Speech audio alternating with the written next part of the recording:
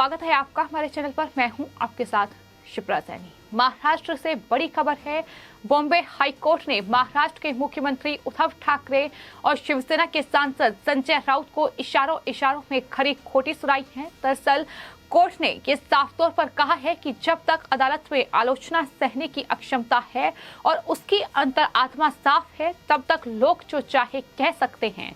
ये पूरा मामला दरअसल एक वकील की ओर से एक जनहित याचिका बॉम्बे हाई कोर्ट में दायर की गई थी, जिसमें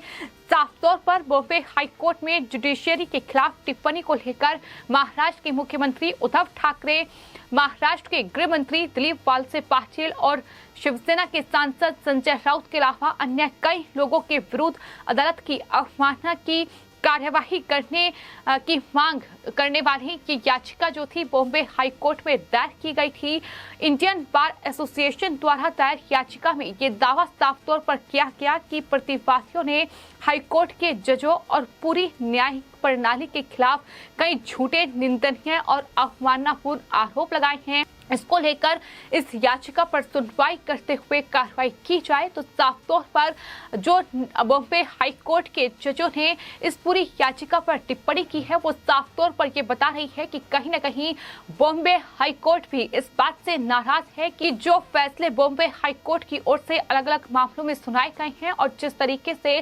शिवसेना में महाविकास आघाड़ी सरकार के नेता उन फैसलों पर टिप्पणी कर रहे हैं, उससे बॉम्बे हाई कोर्ट नाराज है। और यही वजह है कि इस याचिका पर बॉम्बे हाई कोर्ट के चीफ जस्टिस दीपांकर दत्ता और जस्टिस वीजी बिष्ट की खंडपीठ ने संज्ञान लेते हुए चीफ जस्टिस दत्ता ने ये साफ तौर पर कहा है कि उन्हें जुडिशियरी के बारे में जो कुछ भी कहना है कहने दें। इस तरह की टिप्पणियों को सहन करने की हमारी अक्षमता काफी अधिक है। जब तक हमारी अंतरात्मा साफ है, उन्हें कुछ भी कहने दें। बेंच ने शुरू में ही ये कहा कि वो गर्मी की छुट्टियों के बाद याचिका को सुनवाई के लिए सूचीबद्ध करेंगे, लेकिन वहीं जनहित याचिका जिसने दायर की है, याचिकाकर्ता के वकील, उनकी तरफ से ये साफ तौर पर अपील की गई कि तत्काल सुनवाई इस याचिका पर होनी चाहिए। कोर्ट ने तब वकील से तत्काल सुनवाई के लिए प्रस्तुत आवेदन सौंपने के लिए कहा है। इसके बाद कोर्ट ने यह भी कहा है कि इस पर विचार किया जाएगा कि याचिका को सुनवाई के लिए कब सूचीबद्ध किया जाएगा। यानी हो सकता है कि आने वाले वक्त में इस याचिका पर सुनवाई हो और जाहिर तौर पर मुख्यमंत्री उद्धव ठाकरे, शिवसेना के सांसद संजय राउत और यहां तक कि जिन लोगों के नाम इस याचिका में हैं, उन पर कड़ी कार्रवाई बॉम्बे हाई कोर्ट की ओर से की जाए। सख्त आदेश बॉम्बे हाई कोर्ट इस पूरे मामले पर सुना सकती है, क्योंकि साफ तौर पर इस जनहित याचिका में ये कहा गया है कि दरअसल उन्होंने कई मामलों में दरअसल बॉम्बे हाई कोर्ट के फैसलों पर सवाल उठाए हैं। झूठे, निंदनीय और अवमाननापूर्ण आरोप जो हैं वो न्यायपालिका पर लगाए गए हैं और यही वजह है कि इस पूरी याचिका पर सुनवाई जल्द से जल्द हो और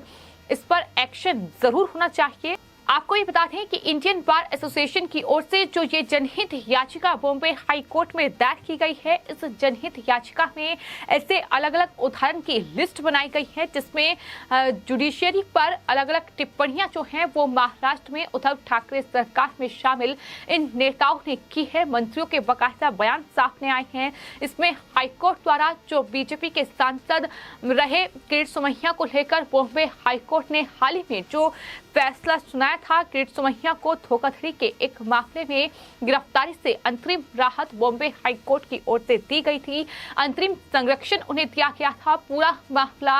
आईएनएस विक्रांत से जुड़ा हुआ था और इस पूरे मामले में किरीट सोमैया ने बॉम्बे हाई कोर्ट का दरवाजा खटखटाया था और इस पूरे मामले में बॉम्बे हाई कोर्ट ने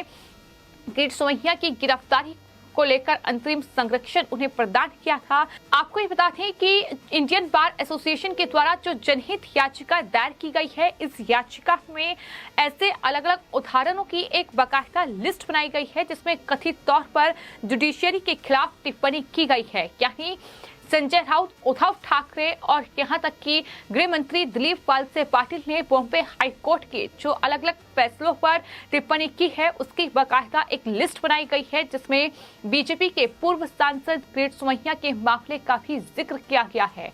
आपको बता दें कि INS विक्रांत के मामले में जिस तरीके से संजय राउत ने गंभीर आरोप किरीट सोमैया पर लगाए थे, उनकी गिरफ्तारी की तैयारी चल रही थी, लेकिन किरीट सोमैया ने उस वक्त बॉम्बे हाई कोर्ट का दरवाजा खटखटाया था और बॉम्बे हाई कोर्ट ने किरीट सोमैया को दरअसल गिरफ्तारी से अंतरिम राहत प्रदान की थी। गिरफ्तारी से उन्हें संरक्षण मिला था और उसके बाद संजय राउत का इस पूरे मामले पर बयान सामने आया था। याचिका के मुताबिक आदेश के बाद राउत ने ये इंटरव्यू में साफ तौर पर कहा कि कोर्ट और विशेष रूप से बॉम्बे हाई कोर्ट के जज बीजेपी के लोगों को राहत दे रहे हैं, जबकि उनकी पार्टियों यानी गठबंधन में जो सरकार है, एनसीपी, शिवसेना और कांग्रेस के मंत्रियों को राहत नहीं दी जा रही है। इस तरीके की टिप्पणी उनकी तरफ से की गई थी। इसके अलावा कई ऐसे मामले हैं जिसमें कहीं ना कहीं या तो बॉम्बे हाई कोर्ट की ओर से महाविकास अघाड़ी सरकार को कड़ी फटकार लगाई गई है, तो उसके बाद संजय राउत जैसे नेताओं के बयान सामने आए हैं। कई मामले ऐसे हैं जहां बीजेपी के तमाम नेताओं के अलग अलग मामले में, फिर चाहे वो मामला किरीट सोमैया का हो या फिर केंद्रीय मंत्री नारायण राणे का मामला हो, या फिर जिस तरीके से हाल ही में हमने देखा कि ड्रग मामला सामने आया और इस पूरे मामले में जब ये पूरा मामला बॉम्बे हाई कोर्ट पहुंचा, जब एनसीबी के जोनल डायरेक्टर रहे समीर वानखेड़े का मामला बॉम्बे हाई कोर्ट पहुंचा, तो वहां भी महाविकास अघाड़ी सरकार के नेता जो थे अल्पसंख्यक मंत्री नवाब मलिक, उन्हें कड़ी फटकार बॉम्बे हाई कोर्ट की ओर से लगाई गई। तो ये तमाम चीजें हैं जिसको लेकर लगातार उद्धव ठाकरे सरकार में शामिल नेताओं के बयान सामने आए हैं और इस तरीके से इस याचिका में तमाम वो उदाहरण पेश किए गए हैं कि आखिर कब महाविकास अघाड़ी सरकार के इन नेताओं ने कोर्ट के झूठे, निंदनीय और अपमाननापूर्ण आरोप कोर्ट पर लगाए हैं। ये साफ तौर पर कहा गया है। तो कुल मिलाकर मुश्किलें आने वाले वक्त में बढ़ सकती हैं जब इस पूरे मामले पर बॉम्बे हाई कोर्ट सुनवाई करेगी। इस याचिका को सूचीबद्ध किया जाएगा। आपको यह भी बता दें कि ठाकरे के अलावा उनकी पत्नी पर भी अवमानना की कार्रवाई की मांग की गई है। याचिका में यह भी साफ तौर पर कहा गया है कि ऐसा कोर्ट की गरिमा को कम करने और जुडिशरी में आम आदमी के विश्वास को कम करने के लिए किया गया है, लिहाजा ये अदालत की सबसे बड़ी अवमानना है। जनहित याचिका में शिवसेना के मुखपत्र साफना की संपादक और मुख्यमंत्री उद्धव ठाकरे की पत्नी रश्मि ठाकरे के साथ साथ साफना को छापने वाले और उसका प्रकाशन करने वाले विवेक कदम के खिलाफ भी अवमानना कार्रवाई की मांग की गई है। यानी कि जो इंडियन बार एसोसिएशन की ओर से जनहित याचिका दायर की गई है, इस पर एक तरफ बॉम्बे हाई कोर्ट ने मुख्यमंत्री उद्धव ठाकरे और शिवसेना के सांसद संजय राउत को इशारों में ये समझा दिया है कि अगर इस तरीके से कोर्ट की निंदा की जाएगी, अगर इस तरीके से कोर्ट के फैसलों की अवमानना की जाएगी, तो जाहिर तौर पर आने वाले वक्त में एक्शन भी हो सकता है, क्योंकि साफ तौर पर कोर्ट ने ये कहा है कि अदालत में आलोचना सहने की अक्षमता है और उसकी अंतर आत्मा साफ है। तब तक लोग जो चाहे कह सकते हैं, लेकिन अगर कोर्ट ने इस पर संज्ञान लिया तो बड़ी मुश्किल में महाराष्ट्र के मुख्यमंत्री उद्धव ठाकरे फंस सकते हैं। ये भी साफ तौर पर इशारों में समझा दिया है। फिलहाल इस जनहित याचिका पर सुनवाई नहीं हुई है,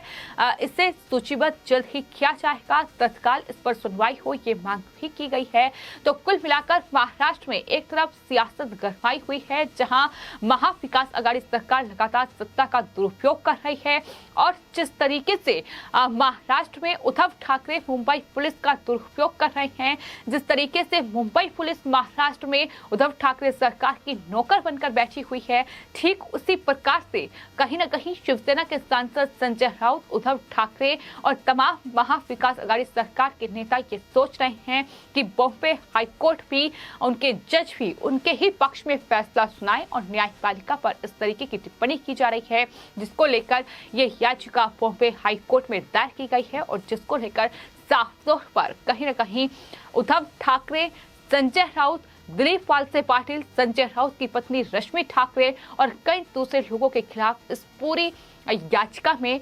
अवमानना की कार्यवाही की मांग की गई है। फिलहाल आपकी इस पूरे मामले पर क्या राय है, हमें कमेंट बॉक्स में जरूर लिखें और चैनल को सब्सक्राइब करें। धन्यवाद।